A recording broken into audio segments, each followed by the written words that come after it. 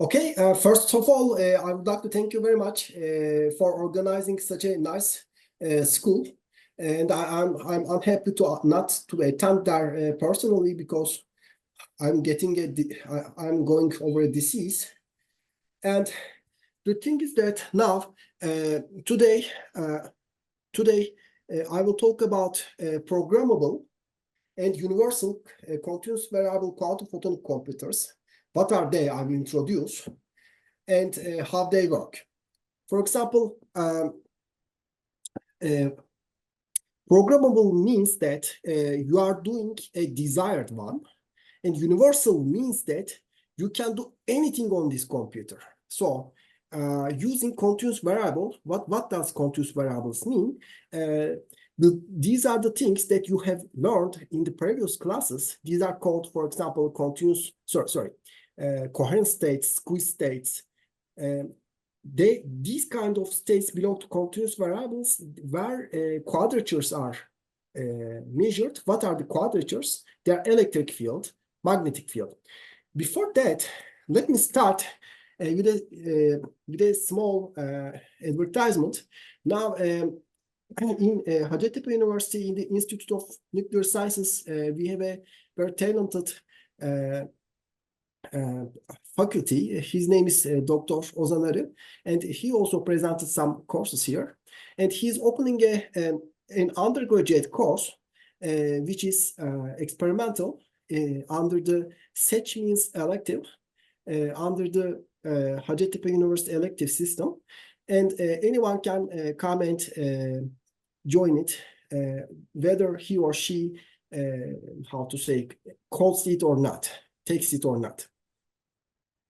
Okay, and it will be in the undergraduate level, and most of the people will be able to understand it. Let me go. Okay, now there are discrete variables that you have already learned. Discrete variables, for example, if you work with single photons, you can encode your information into, for example, vertical polarization or horizontal polarization. And equally, you can also encode if there is a photon or not, if the system is in 0 state or 1 state. But these are discrete variables, so these are also called qubits. And this, for example, this scheme, which is published in 2021, this scheme is for single photon operations and single photon gates. For example, there is an integrated macro laser, and it generates single photons here, on-demand single photons here. And then there are some gates here, and you do some operations, desired operations, and afterwards you read your results. The thing is that what is good with these guys, discrete variables, that they are very robust and encode your information, and they are compatible with qubits which are your memory.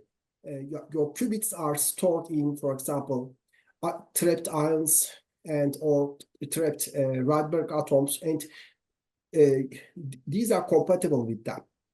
So, but there's one thing which is undesired here. It is, just think about a single atom, and it is in the excited state. For example, let's talk about a particular case. It's called rubidium atom. And if it is in the excited state, it writes that it will decay in 10 nanoseconds to the ground state. This is true, but 10 nanosecond is something calculated. It can be treated as a mean value, but your actual system that never decays at 10 nanoseconds. It can be not never, but not always decay at 10 nanoseconds. For example, it can decay 2 nanoseconds, and also it can stay there for 20 nanoseconds, so that you exactly do not know when it will decay and when your single atom interactions will take place. So that scientists give extra attention to, for example, there are on-demand ones. Though they are on demand, they are still not very on demand, okay? I mean, for example, if there's a single photon here and it may not be aligned with the single photon here, and you need to pay attention to it, and you need to make some post selections after you are doing your job.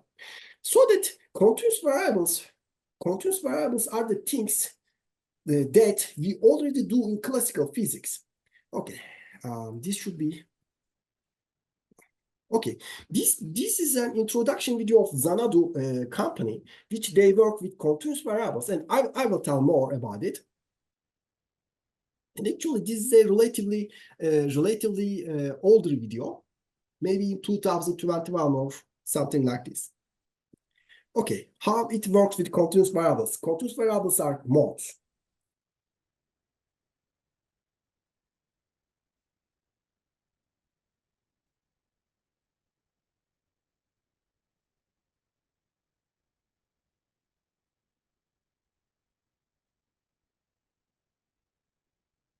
Okay, the squeeze state that is told to you just before me, maybe, squeeze states are generated here, and they are, at the squeeze states, what is squeezed?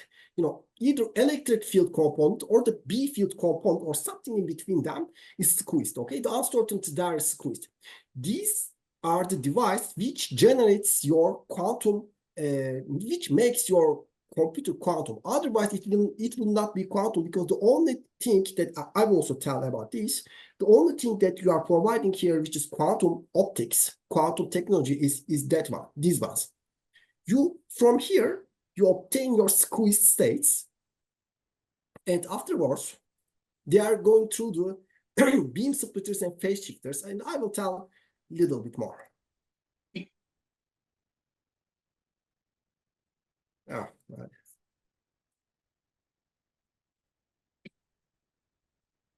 Okay, your computation takes place here. These are beam splitters. These are interferometers, which include phase shifters. And what is good is that this is the programmable one. Why? Because these phase shifts and these beam splitters, I'm not pretty sure about these beam splitters, but these are controlled via an applied voltage, so that you can change your gates. You can change what you are doing. Right.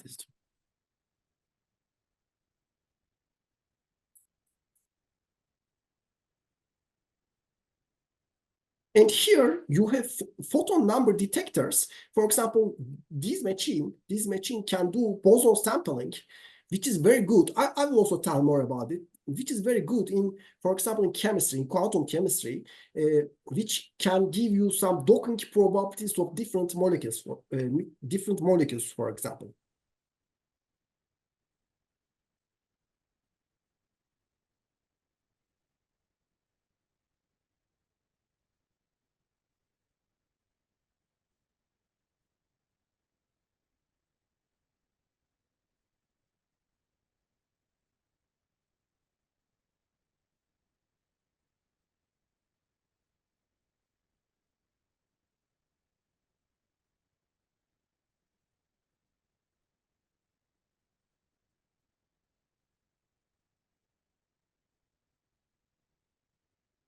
Okay, these are your beam splitters. This means that if your squeeze state mixture, these two modes, okay, for example, the light is coming here, it is mixing some, for example, if it is 50-50, some part of this is going from here and some part is going here, and this guy is going, some part is 50% going here and 50% going here. These are called the beam splitters, and they are very important things because you want to make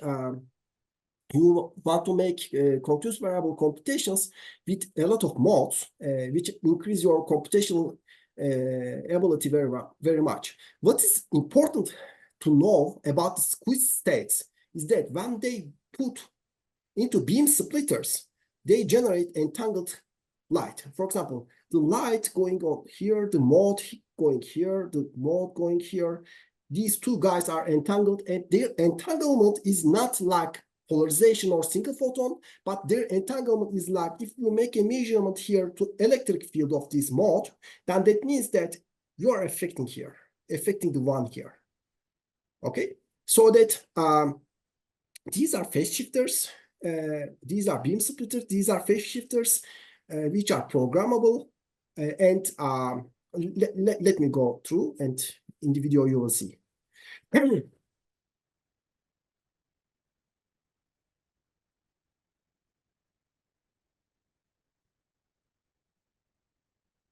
For example, from the data that's coming from here, information or the voltage, you can say, okay, you are writing, okay, you are determining the phase shift here or the transmittivity of the beam splitter here, okay, by the voltage that you have applied, which is coming from your classical computer.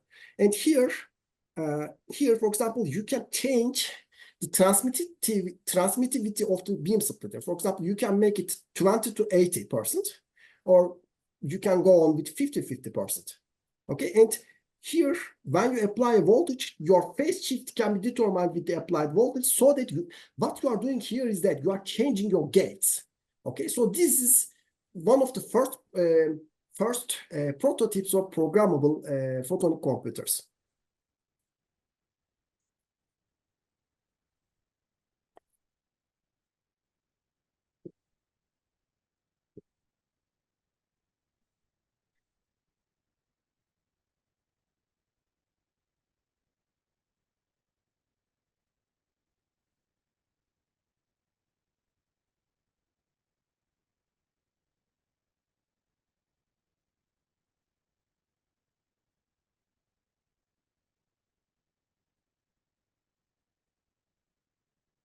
In this particular configuration, now they are measuring the number of photons in each of these channels, number of photons.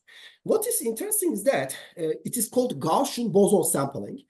What is interesting is that here, for example, if this if there are lots of photons in the input and there are lots of if there are lots of modes, if there are lots of gates, okay, then mathematically and numerically, okay, it is impossible to calculate the probabilities of how many photons are observed here. And the number of photons observed here, actually it gives, it's called a permanent of a matrix. It is the, in the determinant there, there's one, if it is even, use plus you put a plus, and if it is odd, you put a minus. But the permanents, in the permanents, they are always plus. Okay, so that they are very hard to calculate numerically or computation. Even analytical methods do not exist. So that, but they are very important for quantum chemistry, orbital. For example, especially they are used for docking, which is very important for medical purposes. Docking of two different molecules which belong to some medicines. Okay, the thing is that you repeat the same thing several times, and you read the probability of distributions here, and this gives you the is something related with your probabilities of different docking of different molecules. This is very interesting.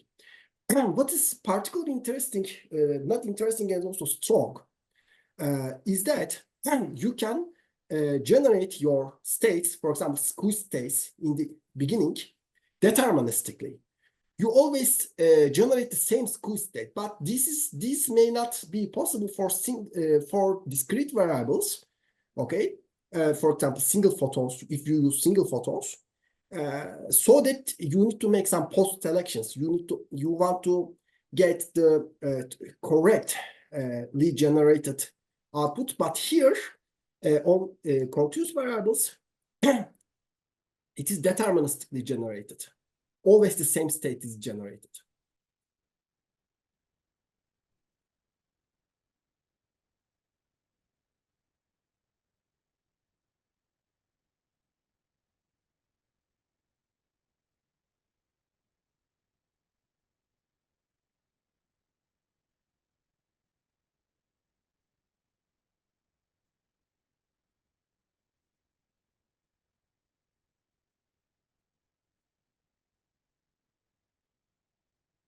that. Now, that's great. Here I have another. Okay, I have another slide here. Actually, what is done is that there is the photons are counted here, and what is very good here is that, for example, you are entering from the same input. Always the same quantum states are generated after these school states. It is deterministic. This is called deterministic. Okay. So the photons counted here, and you are repeating these experiments 10,000 times maybe, and you can get the probability distribution here. And this probability distribution is something very related with your, for example, in the quantum chemistry expectations. Okay, you can, but the very bad thing is that you cannot calculate them using numerical classical computers and other things. You are here actually simulating it. You are not making a numerical calculation, but you are simulating it, quantum simulating it. Okay. These numbers calculate the permanence and docking probabilities in chemistry. The problem is, for example, now the number of your modes, this is the number of your input modes, and these are your squeezers. And the thing is that this scheme is not very good using in continuous variables. For example, all these guys have different modes. Okay, this is, for example, can be entangled with this one. This can be entangled with this one. Can you see my cursor? Can you see my cursor? Yes. Okay, I made it a laser. Yes, we can see. Okay, the thing is that but the problem is that the number of modes you are using increases for very complex problems, and if you use such a organization for your number of modes, then you will fail after some time because your what is that called? Your chip will be growing very much and very much. Okay. The thing is that this is also a sketch from Xanadu's Neve video, and where they describe their Neve method, which are okay. I will tell more. The thing is that now you are using something else. There you were using continuous variables, modes, which were separated with space, and they were growing up and growing up.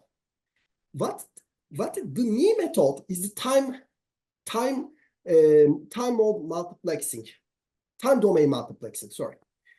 Okay, each of these photons coming from the left-hand side, okay, they are, for example, a pulse which is 1 nanosecond or maybe 10 nanosecond. I can't know exactly.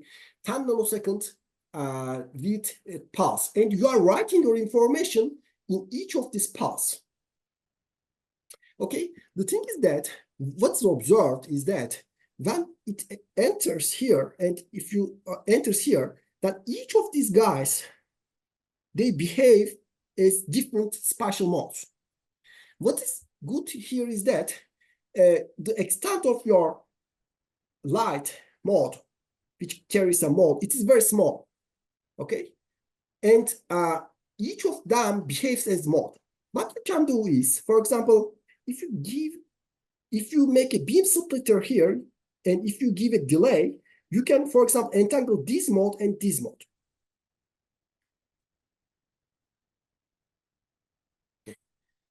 If you put, for example, how to say 4 tau, you can entangle this one and this one, so that you can generate lots of entangled, and you can control, and this tau can also be controlled with voltage.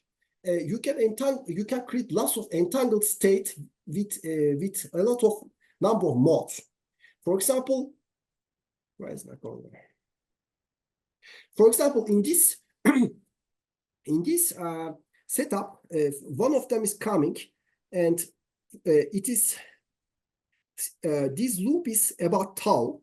Okay, so that if it is tau, then in the beam splitter is called variable beam splitter, which can be controlled with the voltage, applied voltage. And for example, it is normally it is 50-50, but applying a voltage, you can start any volume. For example, it can be 20% to 80% also.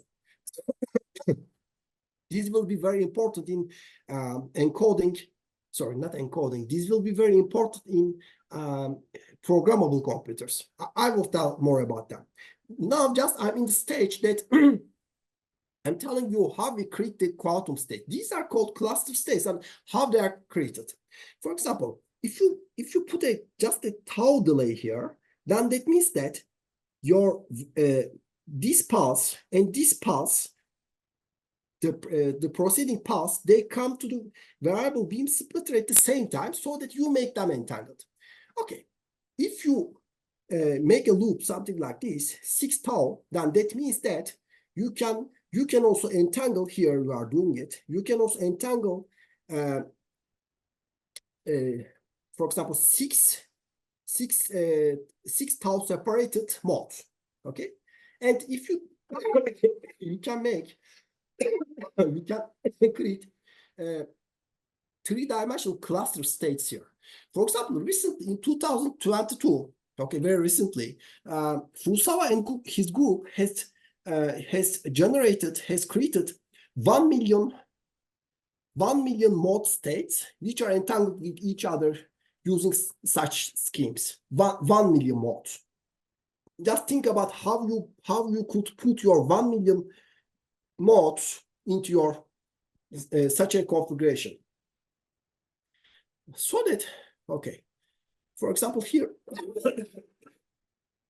there's another scheme which use alternative. For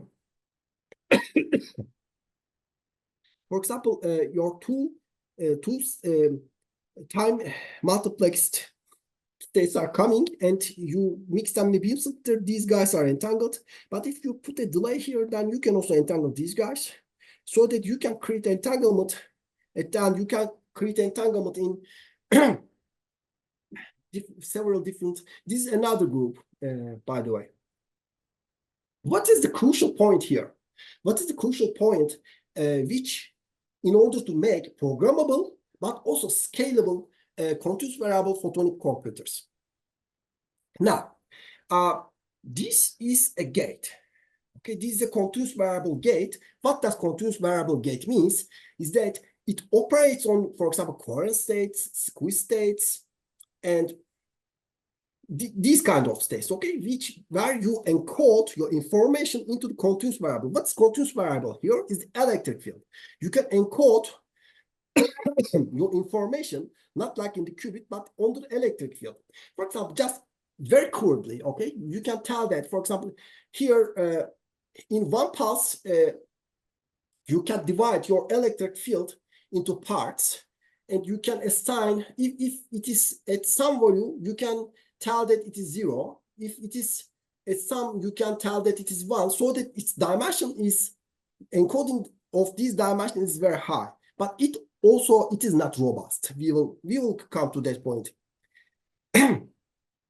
These ancillas, what I will describe this in detail, but what is good is that this ancilla and this input, this ancilla and your input, what is that called? Quantum bits, not bits, sorry. Quantum modes, okay, states are mixed controllably in a beam splitter, and you operate in here. You can operate squeezing gate, cubic gate, and lots of phase shifting and lots of gates in a single loop here. What's very important here is that, for example, it comes to here, and there is an output signal here. Your output signal is fed again to here, so that on your return you can do. It is given here. For example, your output state here is fed again to your input state, so that in a single loop, which is, you know, in the order of microns, I mean, maybe 100 microns, I don't know. Macrons, you can do lots of how to say, lots of computations, continuous variable computations. I will come into detail which computations are these, okay? And if you put, for example, this calculation uses only just a single loop, okay? But if you, since you put this output to here, it operates like that. There are lots of n times of such a device here, such a gate here, so that in each input you can implement your gate. You can apply your gate, any desired gate. Okay, I will come into these gates, and you can obtain. You can use a very small part of your computer, and you can do lots of computations. Okay, let me go to the big picture of discrete variables and also continuous variables. Okay, discrete variables is something like that. You encode your information into 0 and 1, or maybe vertical polarization and what's that called? Horizontal polarization, but they are qubits. Yeah, I mean they are formed of two quantum states.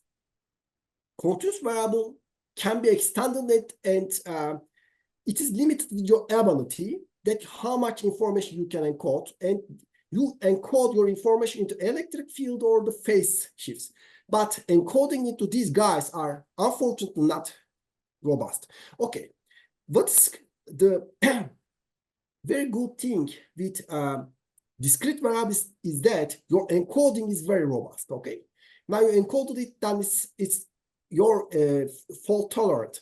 But encoding here is very what's that called?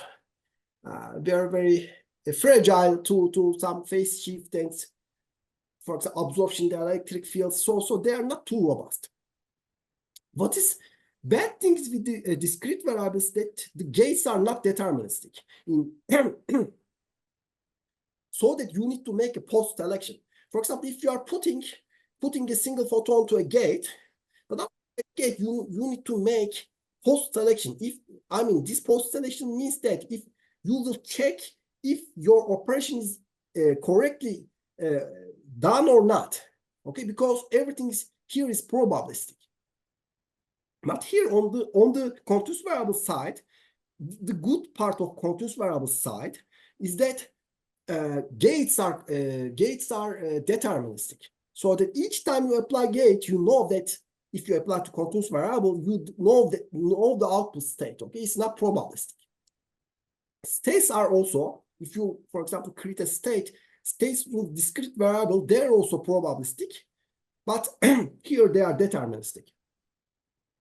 What is common to photonic quantum computers? Okay, whether programmable or not, you don't have any memory. Okay, the bad thing about them is the memory. So this is their weak part. Sorry. So that you need to store your memory. You need to store your information in trapped, for example, in something like trapped ions or Rydberg ions, which you use discrete variables. You use qubits. Okay. This guy, okay, of course, this qubits is much more compatible with the discrete variable. Okay, not with the continuous variable. This is compatible. I would like to repeat myself. Qubits, which is your memory, is compatible with the discrete variables. In the last, what is good is that one part of maybe compensating part, is not very good, we can say. Your discrete variable or trapped ions, this can be encoded, your qubits can be encoded into GKP. I can't remember this Preskill, but I can't remember the other ones. With this encoding to your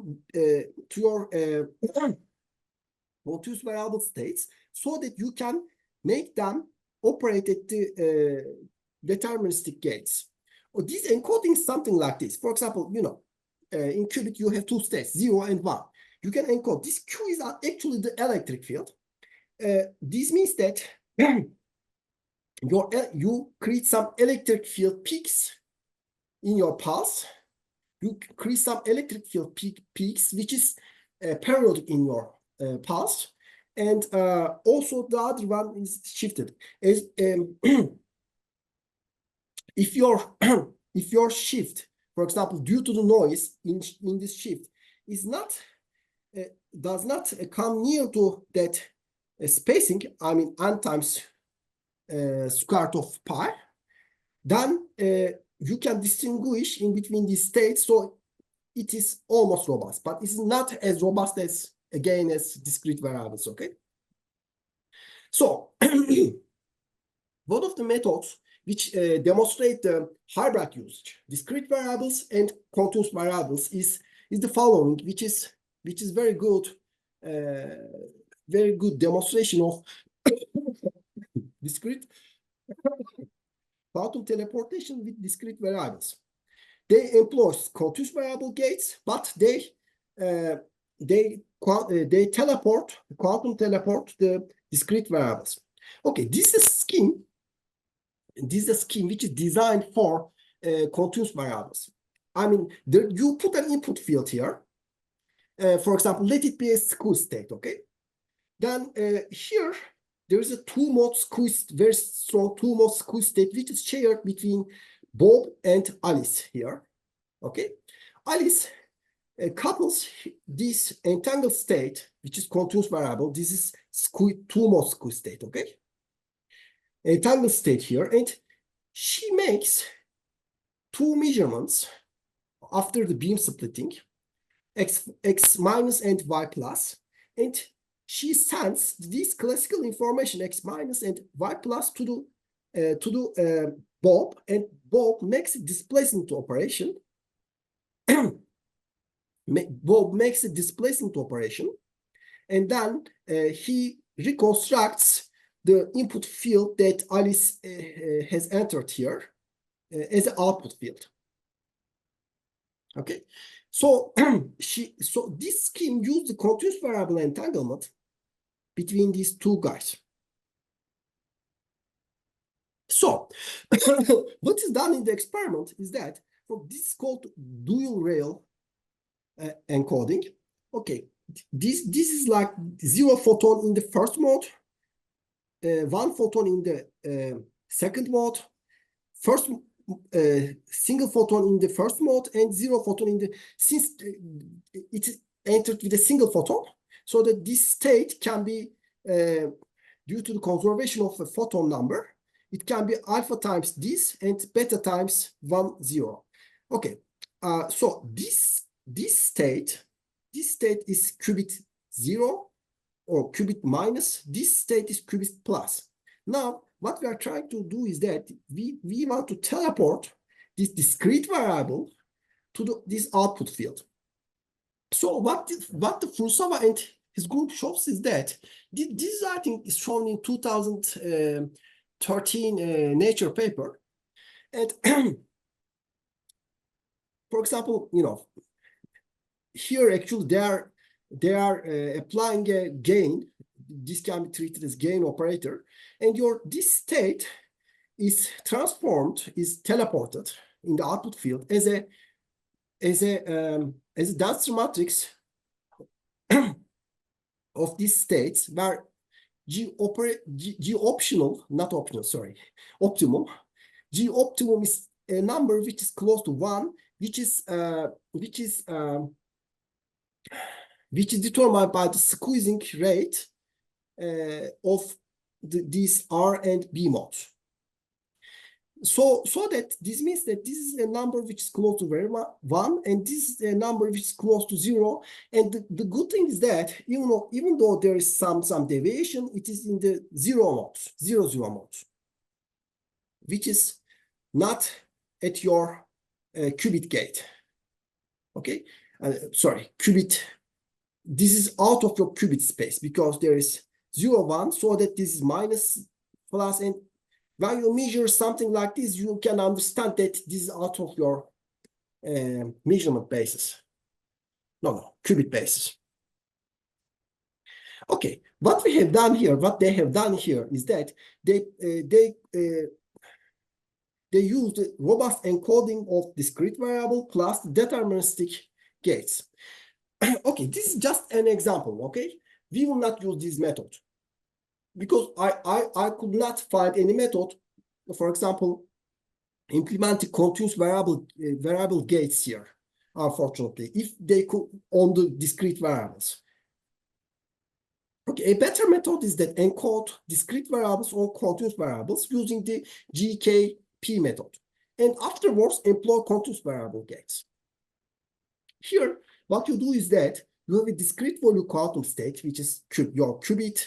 Okay, it can be coming from photon, coming from other, stationary qubits, memory qubits, and then you make an encoding, a GKP encoding on that. As I told, it is something like this. You encode it to a continuous variable state, and afterwards, using your continuous variable state, using your continuous variable gates, which are, for example, displacement, squeezing gate, phase shifting, which is cubic gate. Okay, cubic gate, I will tell you more about this. Cubic gate is coming from, for example, Kerr type interaction, which is Psi3-like interaction. And it is necessary for universal quantum computing, as I will tell it about it, and I will describe why. And the beam splitter is necessary for splitting your system with the other modes. Otherwise, you are in a single mode. Okay, if you have these gates in your computer, then that means that this is a universal quantum computer. You are making a universal quantum computing. Displacement and phase shift gate or the beam splitter, they're already present in the present devices. Okay, I mean already known, not present, already known devices. So that you need to somehow implement the squeezing gate and qubit gate very carefully. I will tell about it. Okay, now how do you make universal quantum computing with continuous variables and continuous variable gates? Okay, let me go to the gates that I'm talking about. Okay, this is a phase shift gate. So this is something that you employ a phase shift, and this is like regarding harmonic oscillator, this is already a dagger A or number of photons. Okay, so that this makes a transformation something like X rotation in the XP plane. Okay, this is a rotation in the XP plane. X goes to cosinus T. T is something like related with this, the strength of this T, or the time that you open it. Your squeezing gate, this is your Hamiltonian with the squeezing gate. And this is not the Hamiltonian, but this is something like e to the IHT that you apply. This is the operator that makes the transformation operator, this S. But your Hamiltonian is just given here, okay? Inside the exponential.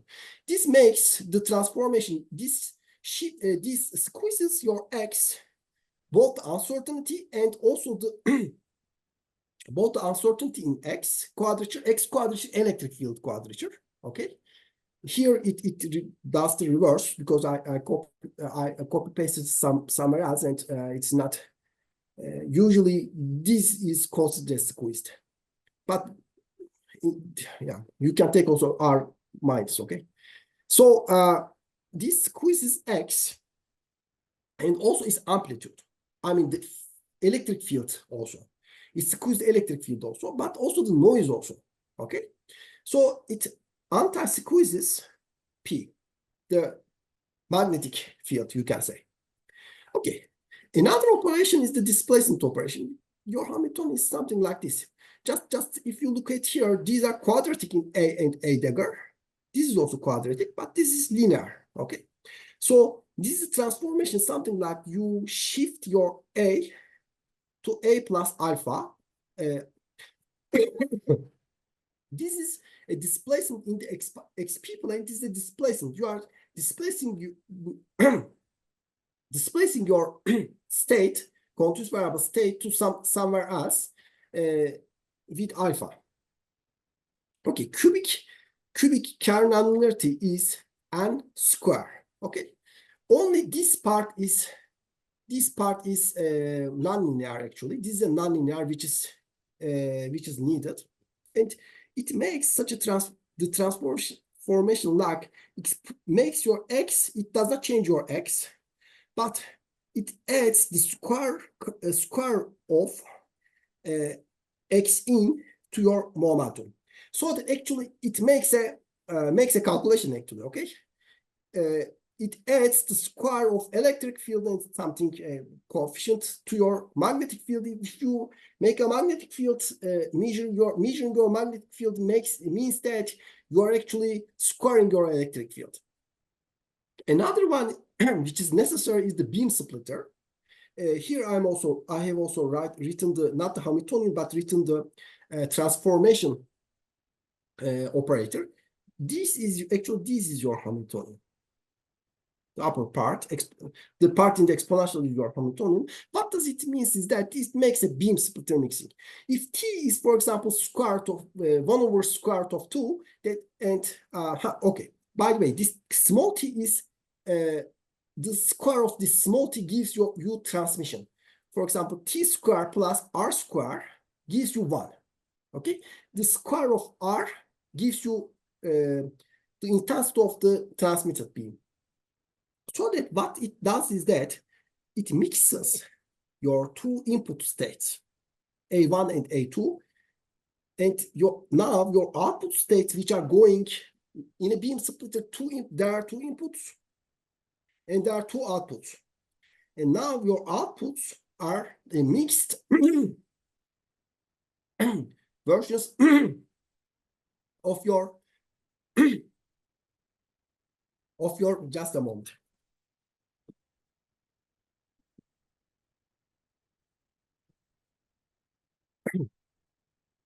Of your input beams.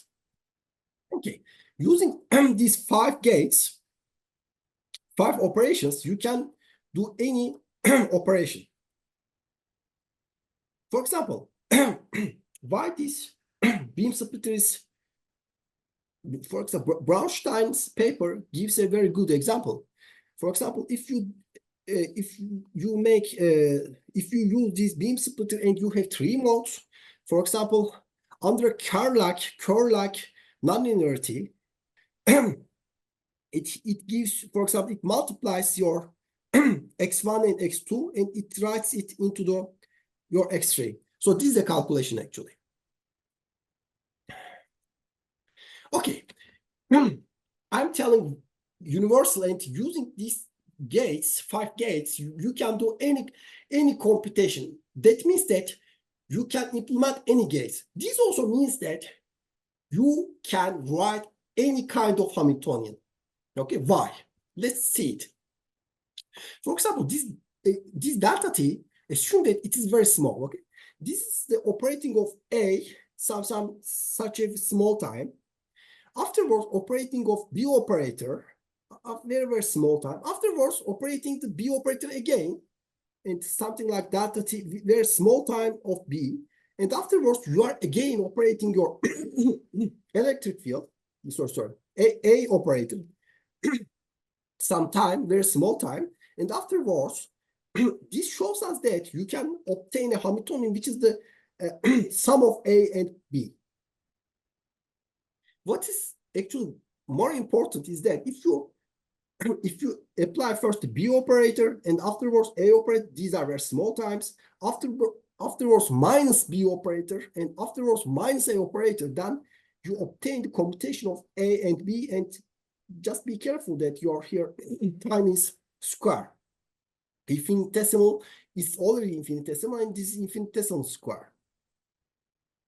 So for example, the thing is that so that you can, using these operations, infinitesimal operations proceedingly, okay, then you can obtain this any operator, commutation operator.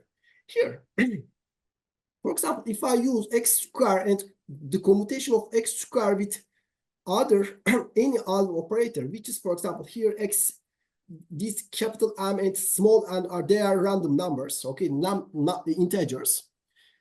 Here, for example, this quantity this operator is a to the power m here, okay? With the p can be written in as x can be written as a dagger plus a over square root of 2, and p can be written as I times square root of 2 a dagger minus a, so that here the total multiplication here is at most a to the power m here, capital M. So if you sum these two guys, but and if you examine their commutations, you will see that if you sum this guy and this guy, this cancels, and x to the m. This is again an operator which is what's that called? Which is power of m in a and a dagger. So that if you only use x square operator, you cannot generate any higher polynomials in your operator. But with your cubic phase gate, which it was cubic or Kerr nonlinearity, using Kerr nonlinearity here, when you make the commutation here, which is you apply the cubic gate something like this, and you apply your operator like in this order, then okay, here your Hamilton initial operating your Hamiltonian is n plus m. But when you look at here, it is n plus m plus 1. So that you just using this Kerr nonlinearity or cubic phase gate, you say, then you increased your Hamiltonian that you can obtain in your operations. Okay, effective Hamiltonian, you can say it, 1 in the A, so that you can repeat this many times. Afterwards, you can obtain any order of polynomials so that you can obtain any Hamiltonian. So this makes it, these 5 gates makes it universal, and let's see why it's programmable.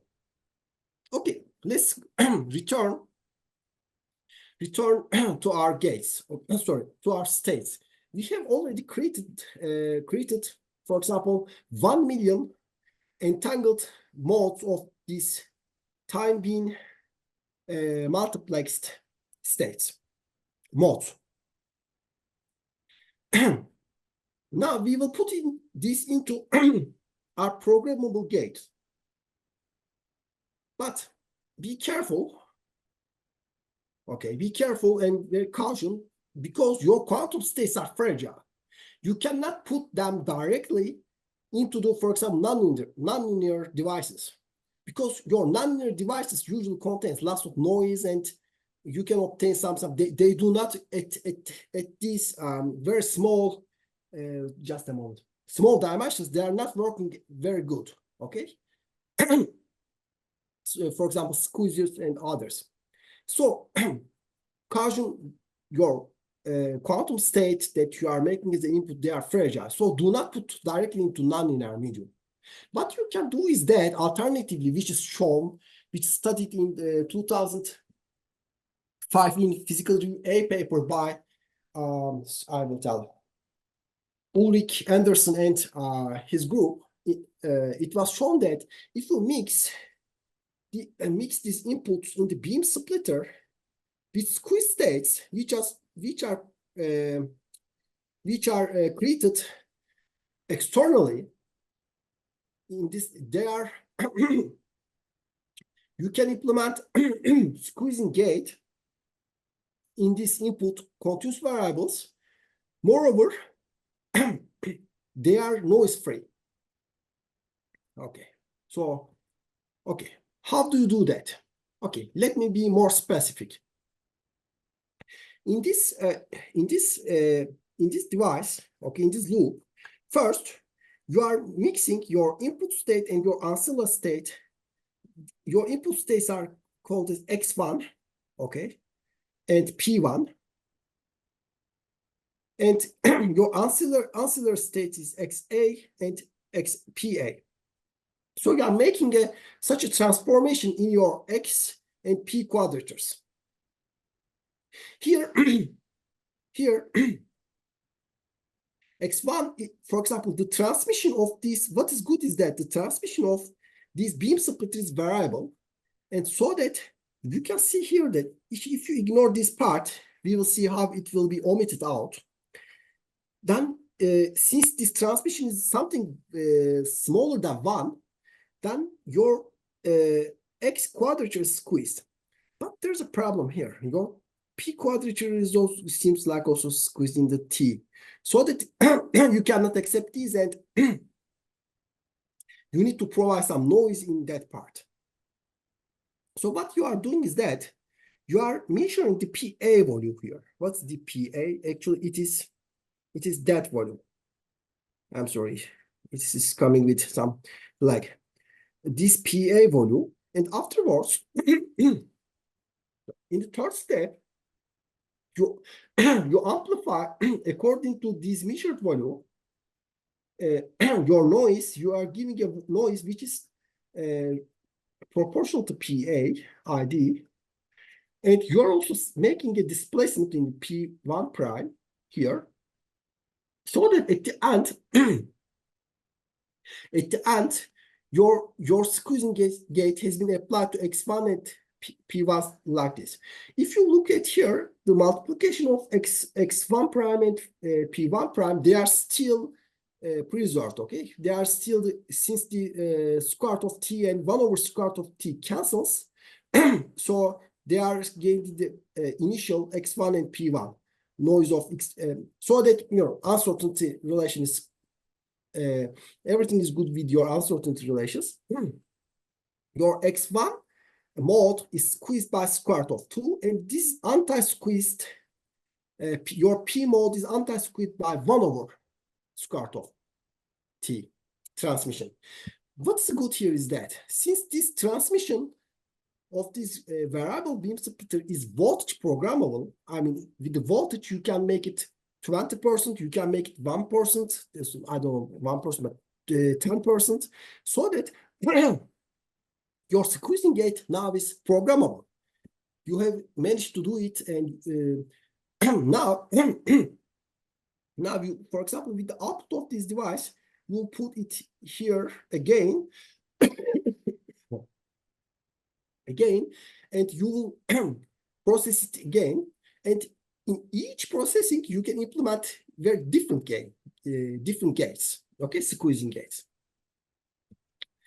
There must be something here. Okay, okay. Since you can tune your beam splitter with applied voltage, then that means that your photonic computer is, quantum computer is programmable. This is another scheme, which is also first introduced by Anderson group in 2005 PRA paper.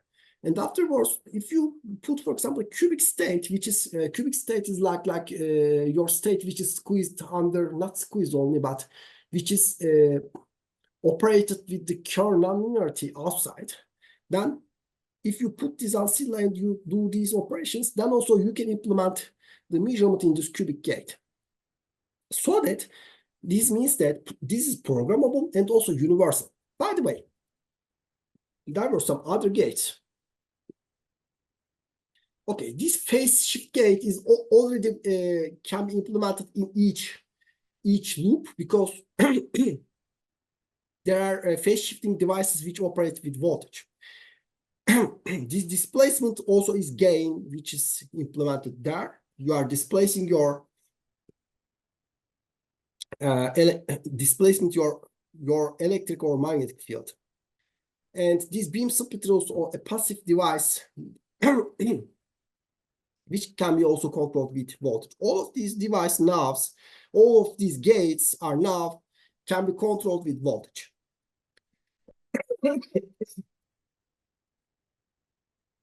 So, okay, what's another thing? I'm repeating myself. Another thing that we are doing is that your output field is now provided coming here to here, so that you can use your loop many times, so that it's very compact quantum computer. So it's very compact. Do I have time? I have 3 minutes. Maybe I can just go very briefly about what we have done about these issues. For example, we have shown in this paper is that a device which can tune with the voltage and it operates in picoseconds, so that it may gain you time with voltage variety beam splitters, so that your ancilla you can feed your ancilla with programmable ones. And also what is good is that these small loops can operate at very different frequencies. Okay, they can handle different frequencies, but so that we also how to say, propose a programmable which is voltage control frequency comb, which can, for example, entangle different frequencies, so that increase the operational ability of your device very much. Okay, this is the I would like to thank you very much for listening. If you have questions, I can get that. Thank you very much, Professor Mehmet Emre Taşgin. Thank you very much.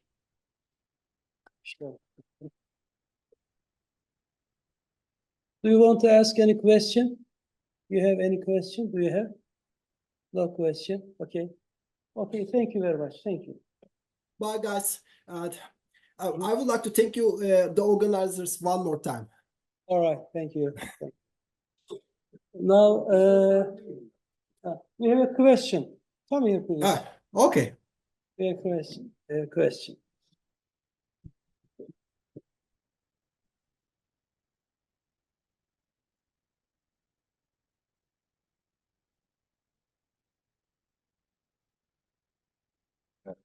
Hocam, merhaba. Can you hear me? Yes, Deniz, are you that? Yes. Yes. Okay. What I'm going to ask is, we know, like, we already learned that we can create non-classical light from squeeze states, but I don't get that. Why do we have to use beam splitters to get them to be entangled? And another question might be this: we also use chair-type nonlinearity to create squeeze states. When we use this, No. There are different kinds of states. Just let me first answer your first question, okay? The necessary and sufficient condition in a beam splitter. Okay, now in your beam splitter, you are putting two inputs. At least one of your states has to be squeezed if you want your two output fields to be entangled. This is a necessary and sufficient condition which has been shown in 2002 by Buzek and Kim in their PRA physical A paper.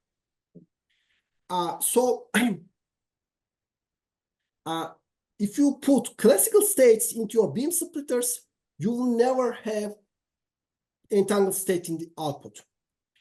For example, what I can add in this is that, for example, with Professor Zuberi, we are the first to show that, for example, you have some non-classical input, okay, squeeze state, and now in the output you have some entanglement and also some squeezing remain in the modes. What we have shown is that initial squeezing is conserved. Initial squeezing after in the output, if you add squeezing and the entanglement non-classicalities, the initial non-classicality and the output non-classicality, they are conserved. This is like conservation of energy. As entanglement is the operation power of quantum devices. When it comes to the second question, squeezing the device that we handle, that we operate, they're also non-linear medium. They also operate in non-linear medium. What we are doing is that, okay, I have prepared, but why I'm not, it's not showing. I should have, just a moment. This is is something crucial actually, crucial to know.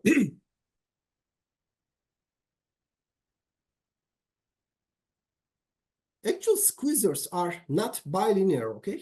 No, squeezing operator, we are describing it like this, single mode squeezers, okay?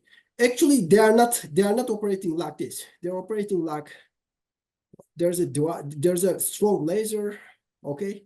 And this is A0, let's say, a laser, let's say, okay? And then in your mode, there are A0 and A0, not A0, so sorry. A and A, of course, there is also coming some A0. Your actual Hamiltonian is like this. No, you kill a laser photon and you create A0 to A0. Okay? Dagger, dagger. And on the reverse, you are also like this. Okay. There is, for example, something like H bar G or something like this here, interaction. What you are doing is that since it is in the coherent, you are assuming that it is in the coherent state. Okay. And then replace your A laser with alpha laser. Okay, it's a classical volume. So you replace your alpha al, not here, sorry, and alpha al, here it should be dagger star. So that your effective Hamiltonian after doing this transforms, assuming that this is real, okay, alpha al, it doesn't have to be real, but okay. Oh, no, it's not A0, it's A. So sorry about this confusion.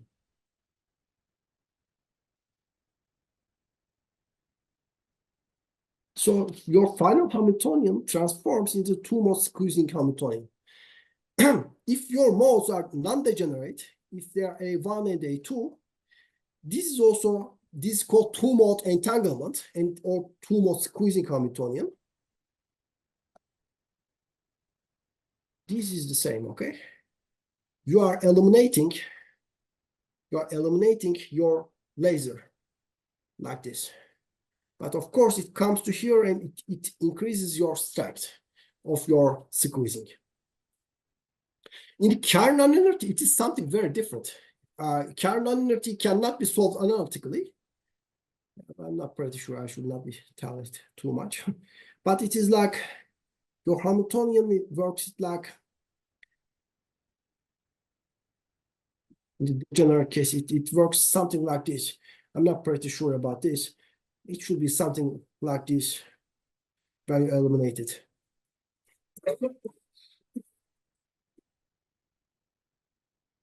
Your Kerr nonlinearity, there must be one A more, okay, from the same A. So that operation is completely different. You got your answer, Dennis? I guess yes, but the question was, should we, when we do this type of nonlinearity, is the squeezing in amplitude, or does it depend on if it's like down conversion or up conversion? If you are doing this, your squeezing can be, sorry, just a moment. Why I cannot this here. If you are using this Hamiltonian, depending on the zeta, you can say zeta here or R here, regarding, okay, depending on the phase of the zeta, squeezing can be in any direction, okay? Something like this. If your squeezing is in X, if this is real, for example, then your squeezing is in this direction. Your anti-squeezing is in the P direction. And your squeezing in the X direction, your anti-squeezing is in the P direction. But if there is some phi here, e to the I phi, okay, then something like this, maybe phi over 2 or something, okay? You got it?